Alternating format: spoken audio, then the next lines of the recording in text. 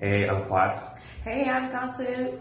and this is our Modern Biomedical Technologies project. It's a 3D printed cast that we made, and the motive of this project came from when I was a kid. I broke my arm, and I had to wear a traditional cast. And it wasn't really so good because the cast wasn't waterproof, it wasn't comfortable, and it wasn't a good experience. So for this project, we're going to make a cast which is waterproof, comfortable, and good ventilation. Right now, we will show you the inside of the cast, and then we will explain you about the concept and the material we use for this cast. So as you can see, the inside of this cast is silicone rubber, and it has a unique geometric pattern to it, which we will explain later how it increases fluid flow and increases ventilation too. We use silicone rubber for our project because of its properties. It has high thermal conductivity, which means the skin can cool down really quick.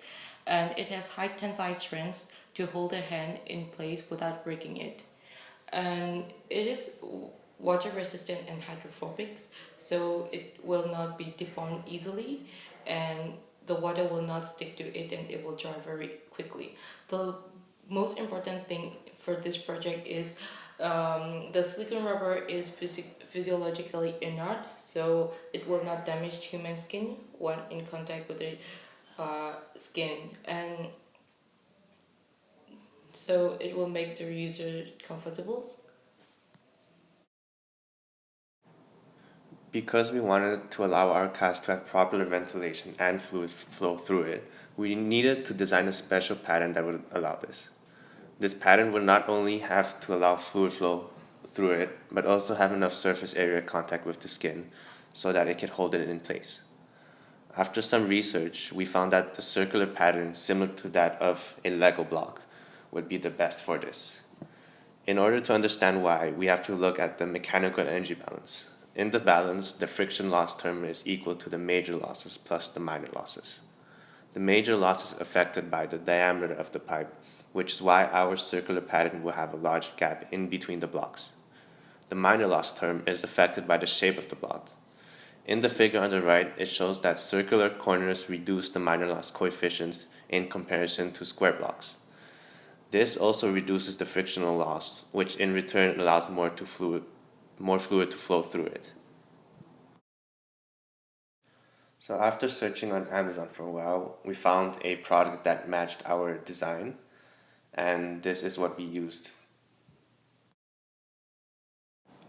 So to make the cast, we needed a 2D model of a hand mold, and to do this we used aluminum foil. So we placed the aluminum foil on my hand, and then later we removed it to make this picture that you're seeing right now. And then after that, we placed this picture on a piece of paper so that we could make the correct measurements. And now this picture shows the correct measurements of this aluminum foil cast. We use a ruler to measure all the lengths and the protractor to measure the angles. And then after that, we used AutoCAD to make the same exact model. And with all the measurements, it was pretty easy and straightforward to do. And after printing it, it turned out we had to mold it. So we used hot water, and we could easily mold it into a cast shape, which is what we did. Well, for this project, we only spent $20 and the $10 for 3D printing and the $10 for the silicone rubbers. Then this is the end of our project, and we hope you enjoy our project. Thanks for watching.